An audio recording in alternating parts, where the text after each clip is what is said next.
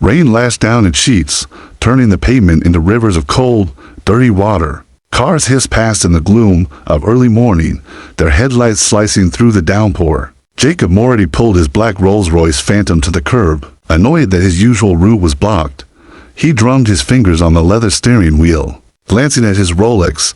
Time was money, and he hated wasting both. Then he saw her. Curled on the sidewalk beneath the awning of a closed bakery was a small figure in a soaked, threadbare coat. A trash bag acted as a blanket.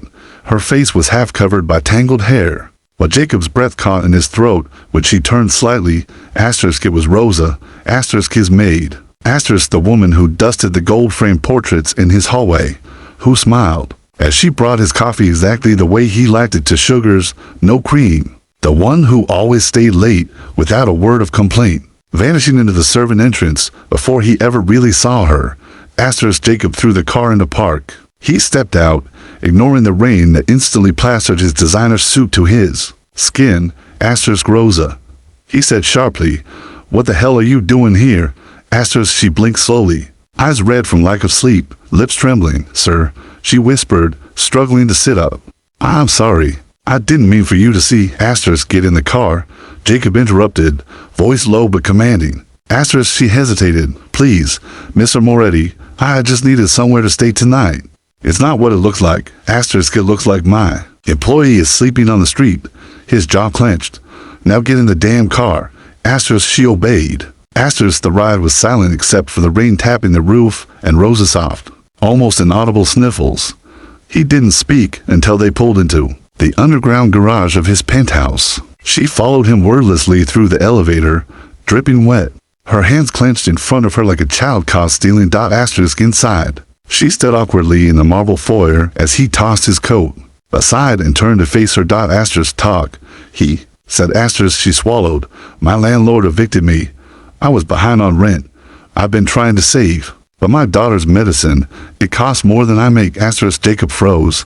"You have a daughter?" Rosa nodded. 6 years old, Elena. "She's staying at a friend's house tonight, but they can't keep her long. I didn't want to lose my job, so I didn't say anything." He stared at her. This woman had been scrubbing his floors, serving his wine, smiling politely while quietly breaking apart. She was still shivering. Wordlessly, he walked to the closet, pulled out one of his thick cashmere blankets, and wrapped it around her shoulders. His hands lingered for a moment. "Why didn't you ask me for help?" he asked softly. Her eyes well. "I didn't think you'd care." For the first time in years, Jacob didn't know what to say. He was a man of logic, of stock markets and mergers. But something in Rosa's voice cut through the layers of privilege and indifference. "You are like armor." That night, Jacob didn't sleep.